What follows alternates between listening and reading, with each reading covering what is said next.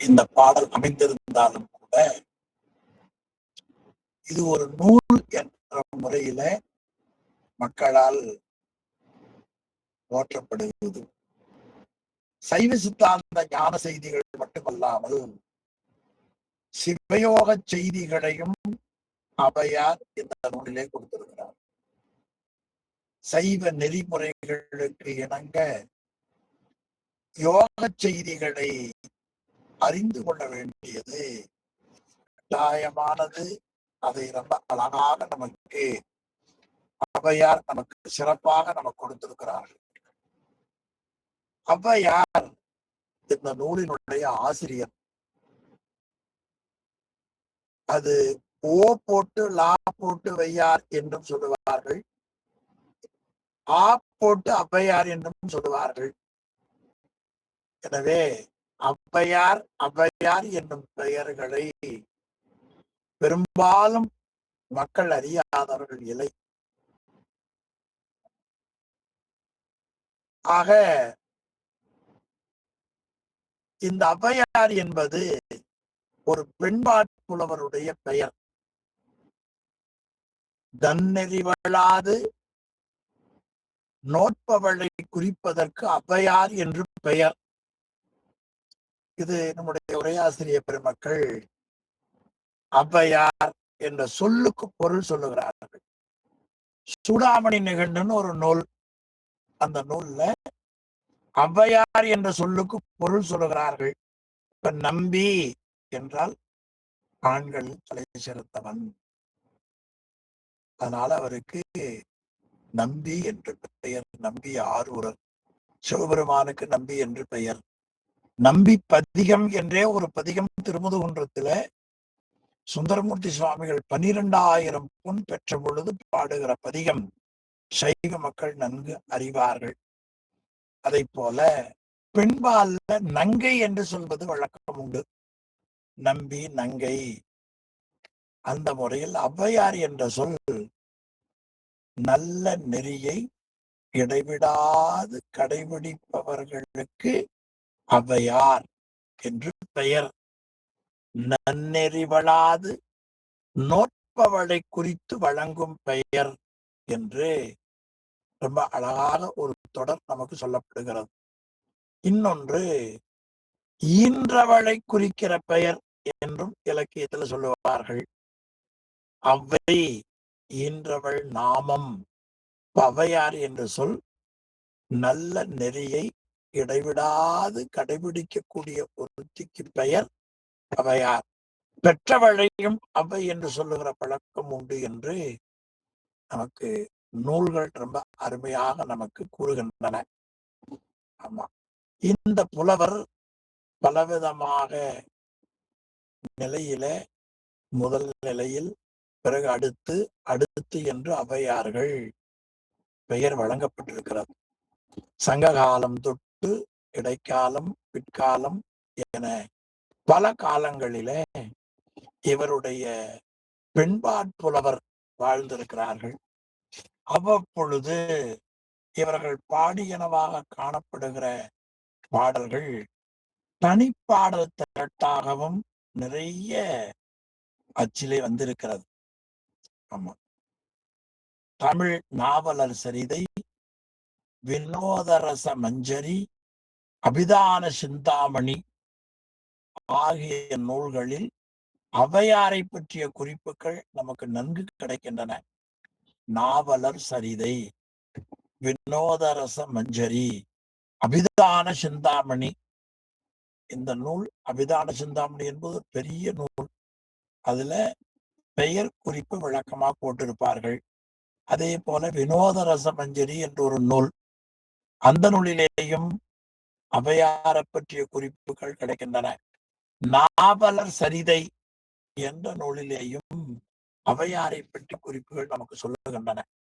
பொதுவாக ஔவையார் என்ற புலவரை சங்க காலத்தில் வாழ்ந்த ஔவையார் ஒருவர் என்றும், இடைக்காலத்தில கம்பர், ஒட்டக்கூத்தர், புகழேந்தி ஆகியோர் காலத்தில வாழ்ந்த ஔவையார் என்றும், அதற்கு பிறகு பிற்காலத்தில ஆன்மீக நூல்கள், அதாவது விநாயகர் அகவல், அவையார் குறள் ஆக்கிய அவையார் என்றும், பிறகு நீதி நூல்கள் ஆத்திச்சூடி, கொன்றைவேந்தன், மூதுரை, நல்வழி ஆகியவைகளை ஆக்கிக் கொடுத்த அவையார் என்றும், 4 புலவர்கள் வேறு வேறாக வாழ்ந்திருக்கிறார்கள் என்று சிந்திக்க இடம் உண்டு என்று பெரியவர்கள் அவையாரை பற்றி காட்டுகிறார்கள். மேலும் அதியமானுடைய அரசவையில நெல்லிக்கனியை அதியமானிடத்திலே கொடுத்து உண்ணச் செய்தவர் ஔவையார். ஆக அந்த கனியை உண்டால் நெடுங்காலம் வாழலாம். எனவே சங்ககாலம் முதலாக நீதி நூல்களில் காணப்படுகிற ஔவையார் என்னும் ஒரு பெயர் ஒருவரையே குறிக்கும், தனித்தனி புலவர்களை குறிக்காது என்ற கருத்தும் சிலரிடத்தில சொல்லப்படுகிறது. சங்க காலத்திலே ஔவையார் பாடிய பாடல்கள் நற்றிணை, குறுந்தொகை, அகநானூறு, புறநானூறு என்ற சங்க நூல்களிலே ஔவையார் பாடிய பாடல்கள் ஆங்காங்கு காணப்படுகின்றன. இன்னும் சில பேர் ஔவையார் திருவள்ளுவரோடு உடன் பிறந்தவர், அவர் திருவள்ளுவருடைய சகோதரியார் என்றும் கூறுபவர்கள் சிலர் உள்ளனர். திருக்குறள் என்னும் நூலின் சிறப்பை திருவள்ளுவ மாலை என்னும் நூலிலும் இவருடைய பெயரால் ஔவையார் பாடியது கடுகை துடைத்து 7 கடலை புகட்டி குறுகத் தரித்த குறள் என்பதாக வருகிற பகுதிகளிலே ஔவையார் பாடியதாக நமக்கு கூறப்படுகிறது. எனவே ஆன்மீக நூல்களாகிய விநாயகர் அகவல் முதலான சில நூல்கள், ஔவைக்குறள் என்று சொல்லக்கூடிய நீதி நூல்கள் பாடியவர்கள் இருவேறு புலவர்கள் என கருதுவதை காட்டிலும் ஒருவர் என்று நாம் சிந்திப்பதுதான் பொருத்தமாக இருக்கிறது என்று சொல்லி, நாம் படிக்கிற நூலினுடைய உரையாசிரியர் முதுபெரும் புலவர் ஆசிரியர் ஐயா வையாபுரியார் அவர்கள் ஒரு குறிப்பை காட்டுகிறார்கள். மேலும் இந்த அகவலில சிவலிங்கத்தை பற்றி, குருநாதராக வருவதை பற்றி, விநாயக பெருமானை பற்றி இவையெல்லாம் கூறி அட்டாங்க யோகம், ஆதார யோகம், பிராசாத யோகம், திருவைந்தெழுத்து, தத்துவ ஞானம் ஆகியவைகள் விரிவாக உள்ள செய்திகளை சுருக்கமாக காட்டுகிறார். அதாவது விநாயக பெருமான், அவருடைய வடிவம், அவர் குருநாதராக வருதல், சிவலிங்கமாக இருக்கிற நிலை, பிறகு அந்த யோக நிலைகளில அட்டாங்க யோகம், ஆதார யோகம், பிராசாத யோகம், திருவைந்தெழுத்து, தத்துவ ஞானம் ஆகியவற்றை எல்லாம் இந்த நூலில் ரொம்ப விரிவான பகுதியை நமக்கு ஔவையார் மிகவும் சுருக்கமாக கொடுத்து சிந்திக்க வைத்திருக்கிறார். ரொம்ப நல்ல பகுதி. ஆமா, ஔவையார் குறள் என்கின்ற நூல் இதே போல கூறுவதால் அதற்கு ஞானக்குறள் என்ற பெயரும் மக்கள் வழிபட்டிருக்கிறார்கள். நீதி நூல்களிலே சிவத்தை பற்றியும், தவத்தை பற்றியும், தெய்வத்தை பற்றியும், திருமால், நல்வினை, தீவினை, திருவைந்தெழுத்து ஆகியவைகள் ஔவையார் அருளிய நூல்கள்ல மிகுதியாக காணப்படுகின்றன. சிவம் என்பதை பற்றியும், தவம் என்பதை பற்றியும், தெய்வங்களை பற்றியும், திருமால், நல்வினை, தீவினை, அஞ்செழுத்து ஆகியவைகள் நமக்கு கூறப்படுகின்றன. அது 1, 2 உரையாசிரியர் காட்டுகிறார். சிவாய நம என சிந்தித்திருப்போர், இப்ப சிவாய நம என்று திருவைந்தெழுத்தை நமக்கு வருகிறது. இனி இருவனை பற்றி வருகிற பகுதியில புண்ணியமாம் பாவமாம் என்று தன் பாடல்ல காட்டுகிறார். எண்ணி ஒரு கருமம் எல்லாப்படியாலும் என்று அந்த செயல்பாடுகளை காட்டுகிறார். நாம் செயல்படுகிற வாழ்க்கையில எல்லா ஏற்றத்திற்கும் வினை காரணம் என்பதை பற்றி, ஈட்டும் பொருள் முயற்சி செய்வினை இருக்க என்று காட்டுகிறார். நம்முடைய வாழ்க்கையில ஏதேனும் நடைபெற வேண்டும் என்று நினைப்போம். ஆமா, அது நடைபெற வேண்டும் என்று எண்ணியது நடைபெறாது. அல்லது நினைக்காமல் ஒன்று நடைபெறும். எத்தனையோ வகுப்புகள் தொடர்ந்து நடக்க வேண்டும் என்று எண்ணியது உண்டு. ஆனால் எதிர்பாராத பரமாக ஒரு நாளைக்குள் இந்த வகுப்பு தொடங்கும்படியாக இறைவன் நமக்கு அருள் செய்தான். இந்த கருத்தை எல்லாம் ஒன்றை நினைக்கின் அது ஒளிந்திட்டு ஒன்றாகும், அன்றி அது வந்து எய்தினும் எய்தும், ஒன்றை நினையாதது முன்வந்து நிற்கணும் நிற்கும் எனையாடும் ஈசன் செயல் என்ற பாடல் நமக்கு காட்டுகிறது. நன்றென்றும் தீதென்றும் வருகிற குறிப்புகள் நிறைய ஆசிரியர் காட்டுகிறார். ஆமா, அதற்கு மேல நாம் என்னதான் முயன்றாலும் ஆழ அமுக்கி முகக்கினும் அது எவ்வளவு முகக்குமோ அவ்வளவுதான் முகக்கும் என்றெல்லாம் நமக்கு ஔவையார் பாடிய நூல்களிலே இருந்து இறைவனை பற்றி, தவத்தை பற்றி, வினைகளை பற்றி கூறிய தொடர்களாக நாம் சிந்தித்தோம். ஆமா, எனவே நீதி நூல்களை பாடிய ஔவையாரும் ஆன்மீக நூல்களை பாடிய ஔவையாரும் நமக்கு இன்றைக்கு இருக்கிற நூல்கள்ல ஒருவரே என்பதை பற்றி ரொம்ப அருமையாக நமக்கு காட்டுகிறார்கள். மேலும் இந்த ஔவையாரை பற்றி பார்க்கிற பகுதியில ஒரு நல்ல வரலாற்று கதை கூட ஒன்று நமக்கு சொல்லுவார்கள். ஆமா, இந்த நூல், இந்த அகவல் பாடியதற்கு ஒரு கதை. ஔவையாருக்கும் விநாயக பெருமானுக்கும் திருவுருவமே வழிபாட்டுக்குரிய திருவுருவமாக, அது ஔவையாருக்கு விநாயக பெருமானுடைய திருவுருவமே வழிபடுவதற்குரிய திருவுருவமாக அமைந்திருந்தது. எப்படி பட்டினத்தாருக்கு ஒரு சிவலிங்கம் விநாயகரும் அமைந்ததோ அதை போல ஔவையார் வழிபடும் மூர்த்தி விநாயக பெருமான். ஒரு நாள் வழக்கம் போல விநாயகருக்கு வழிபாடு செய்து கொண்டிருந்தார். விநாயக பெருமானை முறைப்படி வழிபாடு செய்து கொண்டிருந்தார்.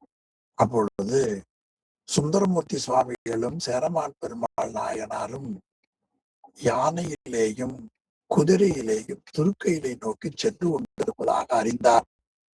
ஔவையாருக்கு நாமும் அவர்களோடு திருக்கையிலே செல்ல வேண்டும் என்று எண்ணம் தோன்றியது.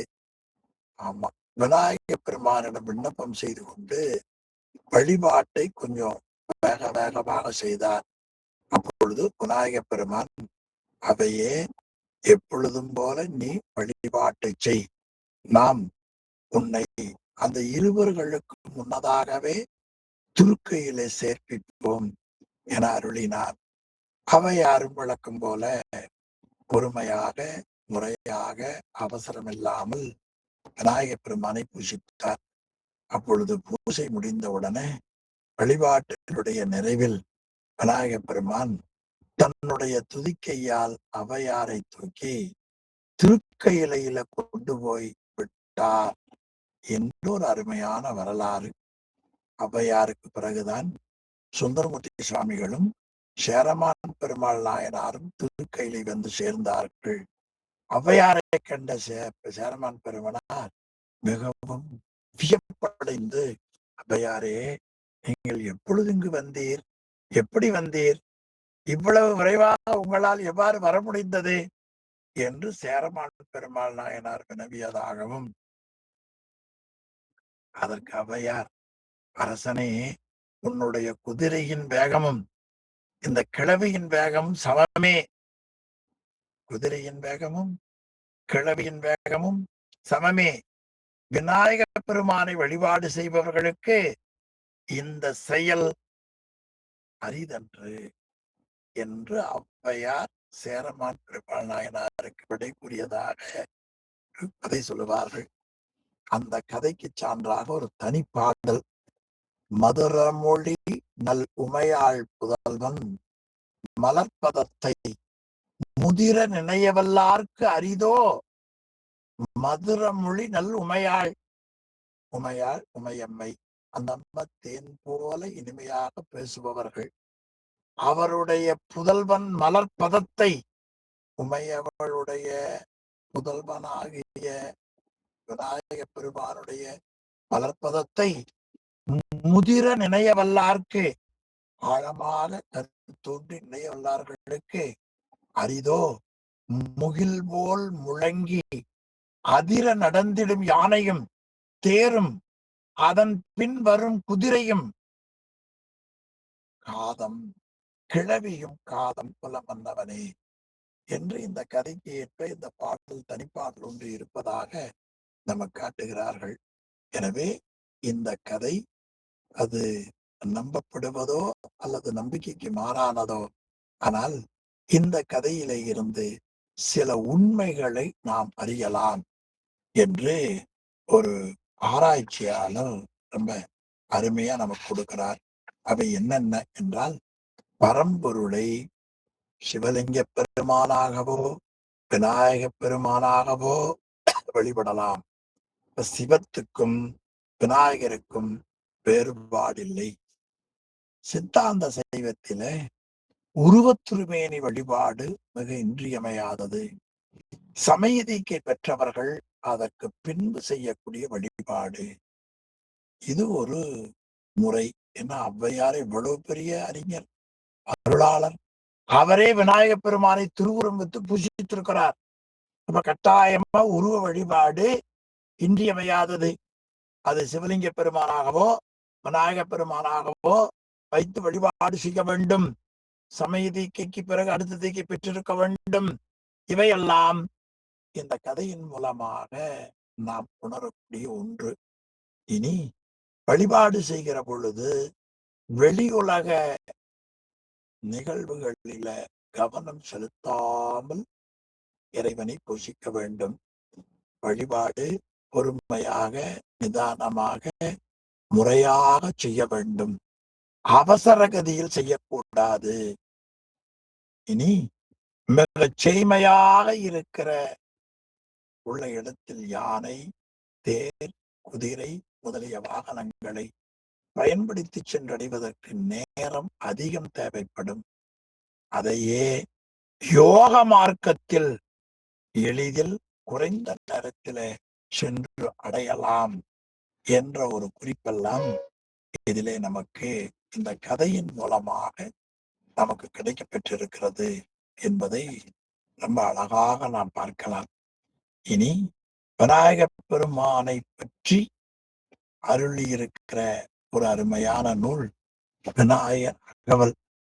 ஆமா, எனவே நமக்கு எல்லாருக்கும் தெரிந்தது தோத்திர நூல் தான். 12 திருமுறைகள், அவைகள் எல்லாம் ரொம்ப எளிமையா வரக்கூடியது. நல்ல பாடல், ஓதுவதற்கு எளிமையானது. ஓதுகிற பொருளிலே எளிதாக நமக்கு விளங்கக்கூடியதுதான். ஆனாலும் இந்த நூலிலே இருக்கக்கூடிய சைவ சித்தாந்த நுட்பொருள் ஔவையார் ரொம்ப நுட்பமாக அமைத்திருக்கிறார்கள். அந்த நுட்பமாக சொல்லப்படுகிற அந்த சைவ சித்தாந்த கருத்துக்கள் சரியை, கிரியை, யோகம், ஞானம், சீலம், நோன்பு, செறிவு, அறிவு ஆகிய 4 வகைகளில 12 திருமுறைகள்ல விரிவாக காணலாம். ஞானத்தை பற்றிய செய்திகள் விரிவாக சித்தாந்த சாஸ்திரங்களிலே நாம் பார்க்கலாம். யோகத்தை பற்றின திருமுறைகளிலும் சித்தாந்த சாஸ்திரங்களிலும் ஒரு சில குறிப்புகள் அங்கங்கே காணப்படுகின்றன. விரிவான செய்திகள் எங்கும் அங்கே இல்லை. எனவே ஔவையாருடைய அந்த விநாயகர் அகவலில் யோகம் பற்றிய விரிவான செய்திகள் நமக்கு காணப்படுகின்றன. அந்த விரிவான செய்திகளை எல்லாம் இந்த விநாயகர் அவர்களுடைய உரையில் பேராசிரியர் வையாபுரி அவர்கள் மிக சிறப்பாக நம்ம கொடுத்திருக்கிற பகுதியை நாம் பார்க்க போகிறோம். எனவே இந்த பகுதியில நாம் தோத்திர சாஸ்திரங்களோடு சேர்ந்து யோக செய்திகளையும் விரிவாக ஔவையார் அவருடைய நூலை இருந்து சிந்திக்க இருக்கின்றோம். இனி விநாயகர் அகவல். விநாயகர் என்ற சொல்லுக்கு பொருள் வி என்றால் நாயகர் என்று பொருள். நாயகர் தலைமைத்தன்மை உடையவர். நாயகர் என்ற சொல்லுக்கு தலைமைத்தன்மை உடையவர். நாயனார், நாயகனார் அதே பொருள்தான்.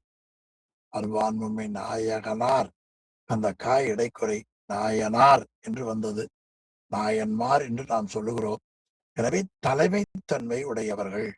வி என்ற சொல்லுக்கு பெருமை என்ற பொருளுடையது. எனவே விநாயகர் பெருமையுடைய தலைவர், மிகப்பெரிய தலைவர், சிறந்த தலைவர் என்று அதற்கு பொருள் கொள்ளலாம்.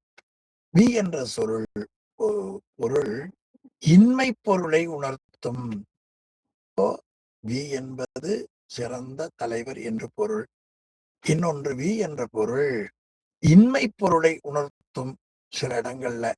அதனால் இவருக்கு மேல் தலைவர் இல்லை என்றும் பொருள்பட இந்த கருத்து நின்றது. எனவே இன்னொன்று நாயகர் என்பவர் தலைவர், வழிநடத்துவர் என்ற சொல்லும் அமையப்பெற்றது. இப்ப விநாயக பெருமானே உலகத்துக்கு தலைவராக இருந்து உலகை வழிநடத்துகின்றார். இவர் நடத்தி செல்லுகிற வழியிலே உலகம் நடைபெறுகிறது என்பதை இந்த சொல்லாலேயே நாம் உணரலாம். விநாயகர் என்ற சொல்லுக்கு உலகத்துக்கு தலைவராக இருந்து உலகை நடத்துபவர். இவர் நடத்தி செல்லுகிற வழியிலே உலகம் நடைபெறுகிறது என்பதாக அந்த விநாயகர் என்ற சொல்லுக்கு நாம் சிறந்த பொருளை நாம் பார்க்கலாம். ரொம்ப அருமையாக இந்த நூலிலே ரொம்ப விரிவாக பேழை வயிறு, அங்குசம், பிறகு 3 கண்கள், அற்புதம் என்ற கற்பக களிறு, 5 எழுத்து, அந்த 5 எழுத்தை திறம் இது பொருள் என காட்டியது, பிறகு ஐம்பொருள் தன்னை அடக்கும் உபாயம், அதன் பிறகு கடிதல், 4 படிநிலைகள், அந்த ஐம்புல கதவை எப்படி அடைப்பதை காட்டுவது, ஆதார யோகம், அந்த ஆதார யோகத்தை பெறுவதற்கு நாம் இருக்கக்கூடிய மௌன நிலை, அதற்கு மேல் ஹம்ச மந்திரம், சமஷ்டி பிரணவம், வியட்டி பிரணவம், இப்படி குறிப்புகள், இடகலை, பிங்கலை, அதுல வாயுக்கள்ல செலுத்துகிற நிலை, பிறகு ஈரட்டு நிலை, என்னை அறிவித்து எனக்கருள் செய்த பெருமான் குருநாதராக வந்த நிலை, முன்னை வினையின் முதலை களைந்தது, பழவினையினுடைய தொடக்கத்தை முழுமையாக நீக்கியது, ஆன்மா மலத்துடன் கிடக்கிற பொழுது இருந்த நிலை, மலம் அறிவை தடை செய்கிற நிலை, இவைகளை எல்லாம் நமக்கு காட்டி உண்மை ஞானத்தால், நமக்கு உபதேச உண்மை ஞானத்தால் ஆன்மாவிற்கு ஆனந்தம் எப்படி வந்து சேரும் என்கிற பகுதிகள் வரை ரொம்ப விரிவாக காட்டி, மேலும் வாக்கிடத்திலே சதாசிவ பெருமானை ஆன்மாவிற்கு காட்டி, ஞான நூல்கள் சான்று காட்டி, சிவம் ஆன்மாவை சகல நிலையிலே இருந்து மலங்களை நீக்கி சுத்த நிலைக்கு கொண்டு சொல்லுகிற பொழுது கரும்பின் சுவையை வைத்து காட்டியவர்கள். இந்த கரும்பின் சுவையை ஆனந்தத்துக்கு காட்டிய படிநிலையில மாணிக்க வாசகரும், தாயுமானாரும், வேலப்ப தேசிகரும், இந்த 3 பெரியவர்களும் கரும்பின் சுவையை சுத்தாவத்தை அனுபவங்களுக்கு ஒப்புமையாக காட்டுகிறார்கள். கரும்பு தரு சுவை எனக்கு காட்டினை என்று மாணிக்க வாசகர் தொடர்ந்து உங்களுக்கு தெரியும்.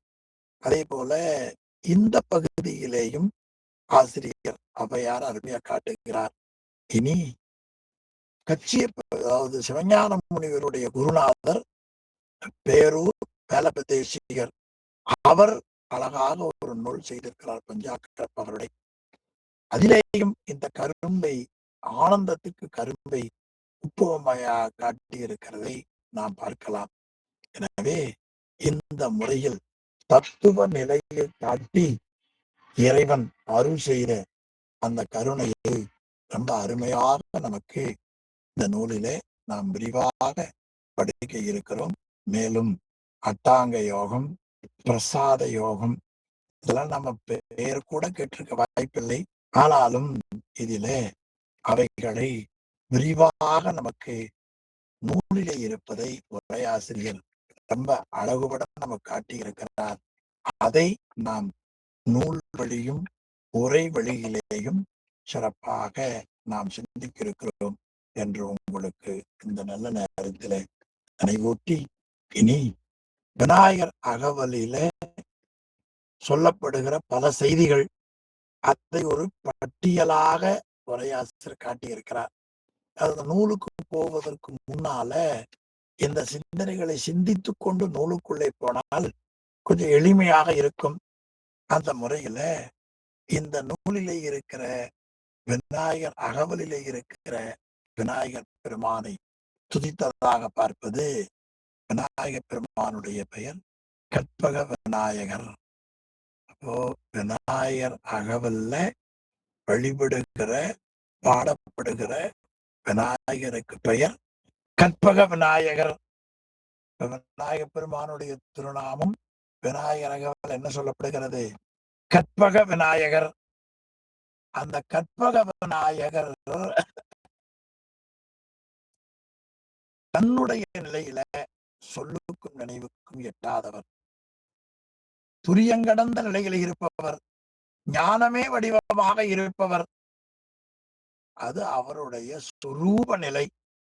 தன்னை வழிபடும் அடியவர்களுக்காக அருள் செய்வதற்காக அற்புதமான வடிவம் கொண்டு காட்சிக்கும் நினைப்பிற்கும் சொல்லுக்கும் எட்டுபவராக அவர் அங்கங்கே திருக்கோவில் கொண்டு எழுந்தருளி இருக்கிறார்கள்.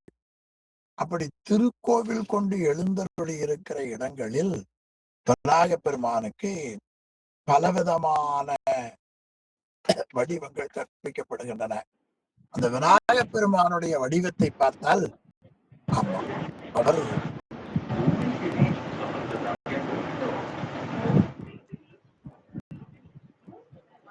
யாரோ ஒருத்தர் மியூட் பண்ணல பாருங்க.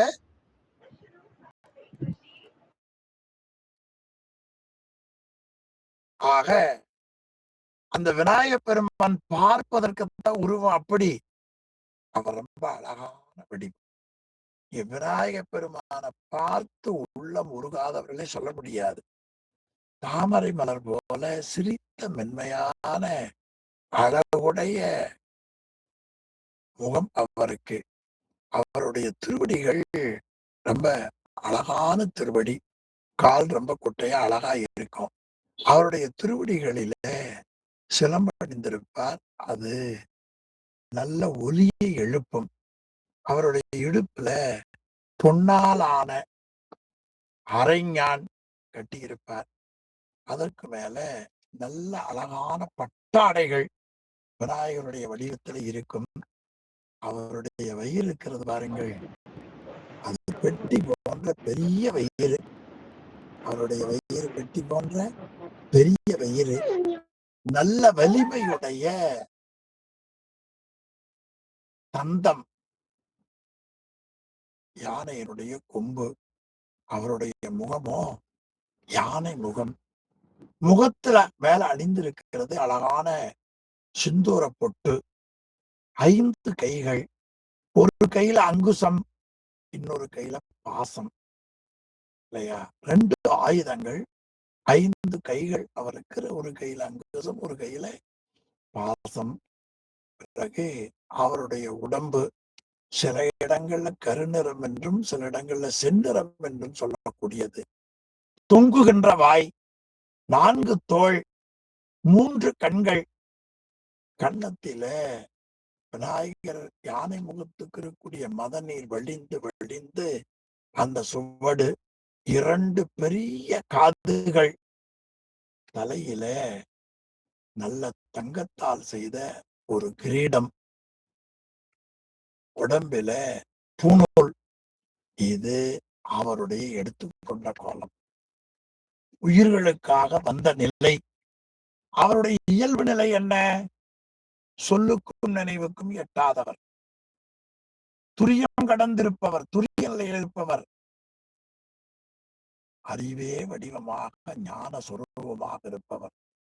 அப்படி சொரூபமாக இருக்கக்கூடிய இறைவன் தான் இப்படி பெரிய வயிறு, குட்டைக்கால், யானை முகம், வலிய தந்தம், செந்தூர புட்டு, 4 தோள்கள், பாசம் அங்குசம் உடையவதாக, பெரிய முரம் போன்ற காதை உடையவராக நமக்காக எழுந்தருளி இருக்கிறார் என்று நாம் பார்க்கலாம். அவருக்கு அமுது என்ன சிறப்பாக அமுது என்றால் முப்பழம் அவருக்கு ரொம்ப பிடித்தமான உணவு. அவர் ஏறுகிற வாகனம் மூஷிக வாகனம். தன்னை வெளிப்படுகிறவர்களிடத்தில தாயை போல அன்பு காட்டக்கூடியவர்கள். மேலும் எல்லோருடைய உயிருக்குள்ளேயும் அறிவுக்கறிவாக இருந்து வழிகாட்டுபவர்.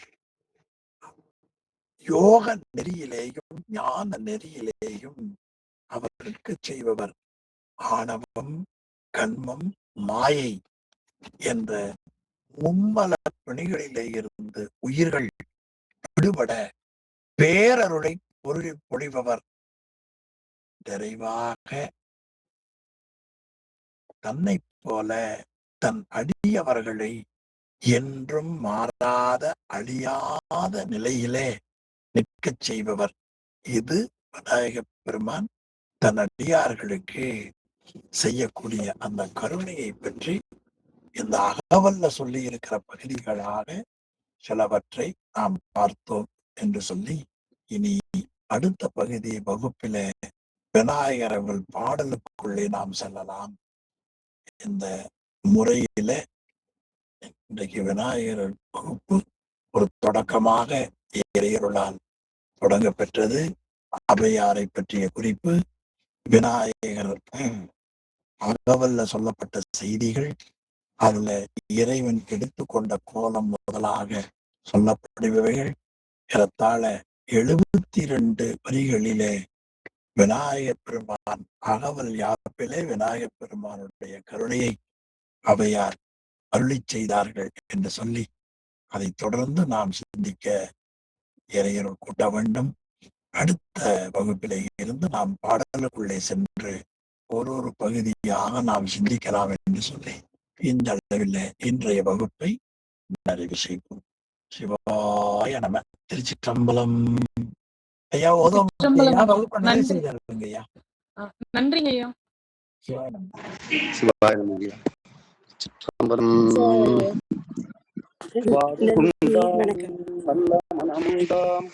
மாமலரால் நோக்குண்டாம் மேனி நுடங்காது பூக்குண்டு துப்பா திருமேனி கும்பிக்கையா பாதம் தப்பாமல் சார்வார் தமக்கு. சிற்றம்பலம். தென்னாடுடைய சிவனே போற்றி, எந்நாட்டவர்க்கும் இறைவா போற்றி, ஏகம்பத்து உரையந்தாய் போற்றி, பாகம் பெண்ணுரு ஆனாய் போற்றி, காவாய் கனகத்திரடே போற்றி, கைலை மலையானே போற்றி போற்றி. திருச்சிற்றம்பலம். ஐயா சிவாய நமங்க. திருவடி வணக்கம் ஐயா. சிவாய ஐயா. சிவாய நமங்க ஐயா. சிவாய நமங்க.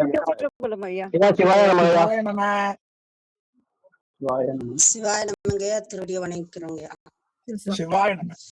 சிவாய நமங்க ஐயா. நன்றிங்க ஐயா. சிவாய நம ஐயா. அனைவருக்கும் வணக்கம்.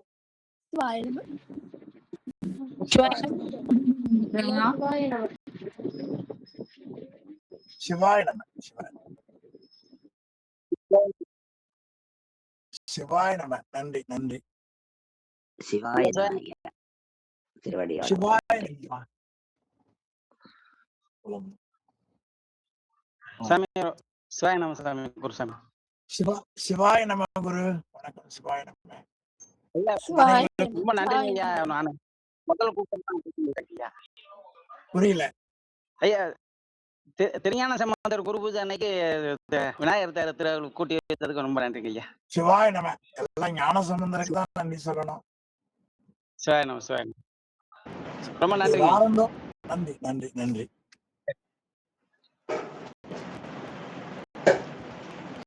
அனைவருக்கும் நன்றி. சிவாய நம.